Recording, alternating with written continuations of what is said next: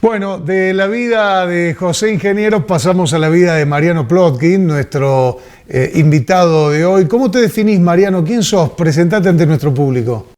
Qué sé yo, un buen tipo, digamos.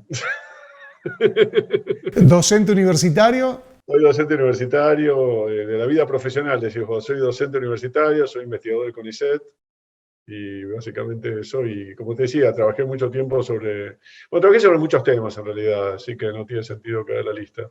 Pero sí, soy investigador del CONICET y docente universitario en la Universidad Nacional de 3 de Febrero. Bien, empezamos hablando de José Ingeniero y te quería preguntar también una frase de José Ingeniero que recuerdes. No, soy pésimo para eso.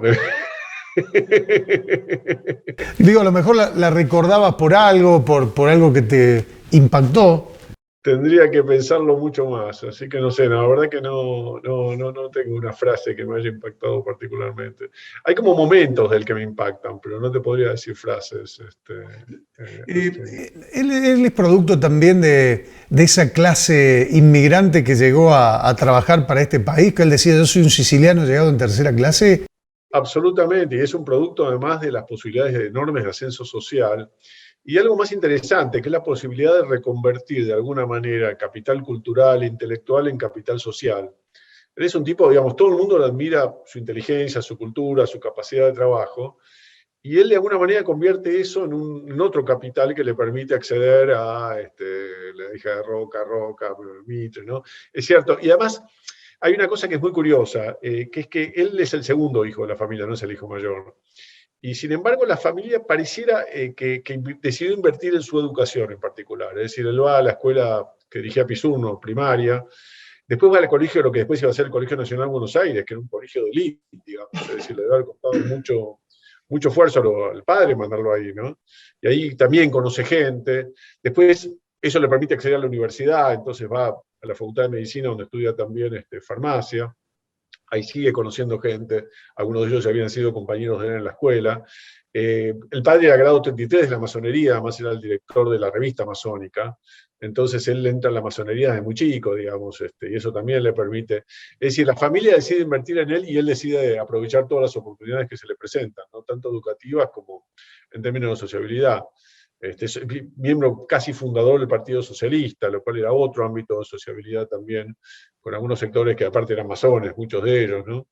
Entonces él aprovecha todas las oportunidades que se le presentan y evidentemente la familia decidió que iba a invertir en él y en un hermano, que era Paulo, hermano mayor, que no sé muy bien a qué se dedicaba. Lo que sé es que figura como relojero en el censo de 1895 y después iba a establecer una casa editorial que publica después de la muerte de José algunos de sus textos, incluyendo un libro que José escribió con su padre sobre la masonería, una especie de manual del buen masón, una cosa así, digamos, ¿no? Describía ritos y cosas que había que hacer para ser un masón. Está publicada después de su muerte, ¿no? La masonería, explicabas vos, que también era un lugar, un ámbito para el contacto social, ¿no? Porque ahí convivían todo, izquierda, derecha, todo. Es muy interesante. Además, todas en el mismo edificio, sacando las masonerías y las logias de la Boca, todas las logias, o buena parte de las logias, coincidían en el edificio que existe todavía y que sigue siendo el centro de la masonería, que es el edificio en ese momento calle Cangallo, hoy Perón, en el 1200. Entonces, ahí es donde se podía encontrar. Yo siempre digo que ingenieros y mites se habrán encontrado en el baño de la masonería, ¿no? Es el lugar que se me ocurre a mí que puede haberse encontrado. Porque realmente era un cruce es decir, en general gente que tenía un pensamiento más bien progresista, más bien liberal, pero con muchos matices, digamos, ¿no? Es decir, había masones que se opusieron cuando se intentó sancionar una ley del divorcio, había quienes estaban a favor, quienes estaban en contra. Miguel Cané, que es el que promueve la ley de residencia, era masón, y Ingenieros también era masón y se opone a la ley de residencia. Es decir, había muchos. Pero había como un espacio de discusión, por lo menos de una cultura, uno podría decir laica. Todos eran laicos, todos eran más o menos, todos eran liberales o se definían como liberales, todos, muy buena parte de ellos eran más o menos progresistas, y entre eso había desde anarquistas hasta Miguel Cané, digamos, ¿no? Todos coexistiendo en la misma institución. ¿Era psiquiatra él? Él era psiquiatra, es decir, no existía la especialidad en ese momento, pero sí, digamos, hoy en día se definiría como psiquiatra. De hecho, tiene un intercambio muy divertido con Paul Grusac, donde le pregunta a Paul Grusac si debía decirse psiquiatra o psiquiatro, y si Paul Grusac le dice psiquiatro, y él muestra que en realidad es psiquiatra y tenía razón, ¿no? Mirá, me estás hablando de otra persona que vivió en Altagracia, ¿no?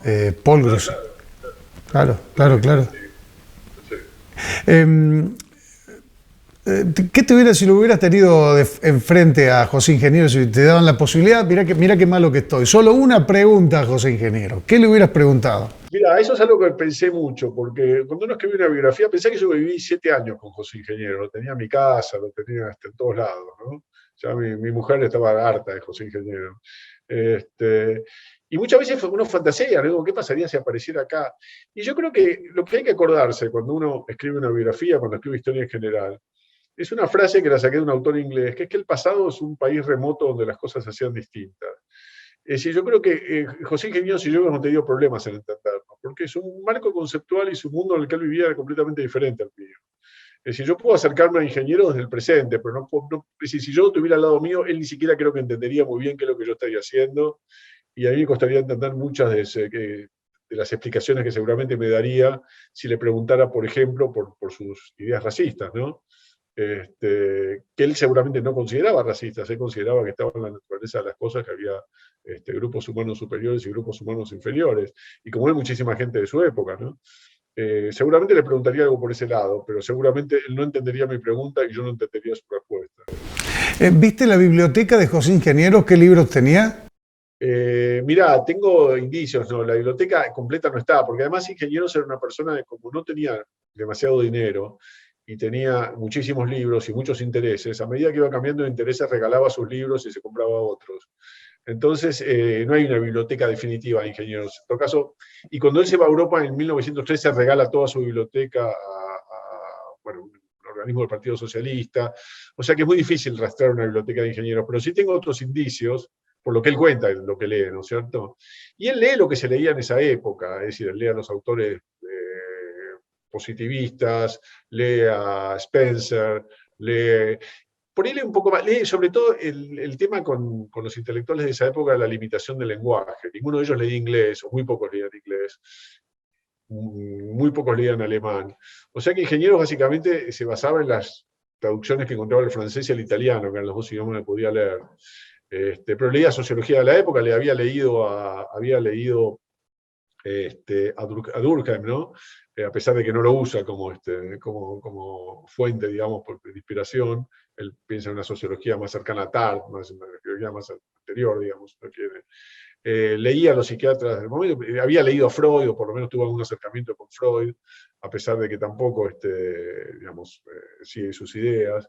Pero estaba muy, yo te diría que estaba muy al tanto de lo que se publicaba. Realmente es admirable, ¿no? Porque pensaba que en una época no había internet, y sin embargo estaba muy al tanto de lo que se publicaba, por lo menos en francés y en italiano. Y te diría que compartía la biblioteca y leían todos en ese entonces, ¿no? Enrico Ferri, mucho Lombroso, ¿no? Es eso, qué sé yo. Más, y él hacía cosas con eso, ¿no? Él mezclaba cosas que por ahí hoy uno no mezclaría y que las mezclaba, y bueno, y ahí aparecían cosas. El siglo XXI, hoy por hoy, nos encontramos acá en la televisión en el Valle de Punilla hablando de José Ingenieros. Hoy, ¿la gente lo olvidó o hay grupos de seguidores en redes sociales, en internet? A dar una charla de una biblioteca, José Ingenieros, en Tres Arroyos, por ejemplo, provincia de Buenos Aires.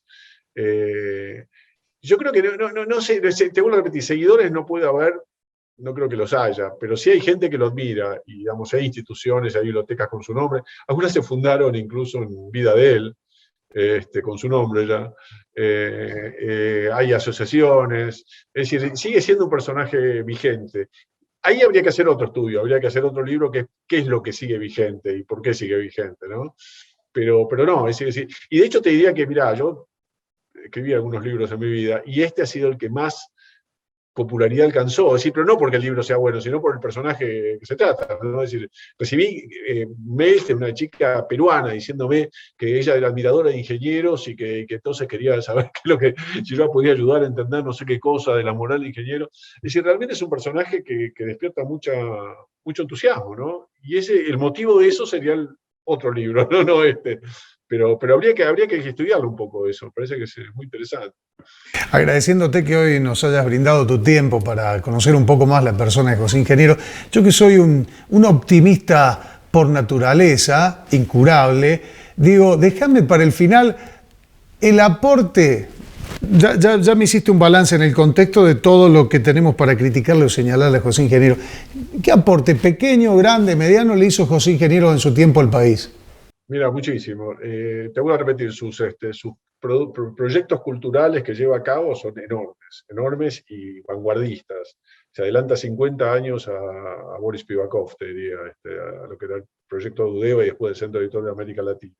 Los libros esos circulan, son libros que la gente leía, que se vendían en kioscos, que se vendían en todos lados, los de la colección de la cultura argentina. Te diría, todos los proyectos editoriales de él fueron proyectos importantísimos. Algunos hoy se leen con más provecho que otros, pero todos fueron proyectos importantísimos, tanto archivos de psiquiatría como después la revista de filosofía. Digamos, han sido proyectos además duraderos, cosa que en Argentina es difícil de pensar, ¿no? Y después tiene algunos te diría, destellos en textos de historia y sociología, sobre todo de historia, ¿no? Que son realmente asombrosos para la época y que son realmente muy, muy provechosos. Yo creo que sus escritos sobre los románticos, por ejemplo, sobre en el Río de la Plata, se siguen leyendo hasta el día de hoy. Yo hablaba con Horacio Tarco, que escribió 2 libros sobre eso, y me decía que, bueno, que le seguía sirviendo, ¿no? Esos textos. O sea, yo creo que tiene cosas muy, pero muy buenas en ese sentido. Por eso digo, no es una mirada crítica, es una mirada donde, como toda persona que habita este mundo con claroscuros, ¿no? Pero no, yo creo que ha hecho aportes muy, muy significativos. El hombre que lo quería todos, la biografía contemporánea de José Ingeniero, nos dan ganas de, y lo vamos a hacer, de ir a comprar el libro, que es lo que nosotros humildemente recomendamos para leer el trabajo de Mariano Plotkin, que hoy nos ha atendido desde el exterior para esta conversación con Argentina. Mariano, un gustazo conocerte, ojalá volvamos a encontrarnos. No, el gusto fue mío, muchísimas gracias y bueno, seguiremos en contacto, supongo. Y gracias a todos los que escuchan esto. Gracias, un abrazo grande y nos vemos la semana que viene aquí en Voz Alta.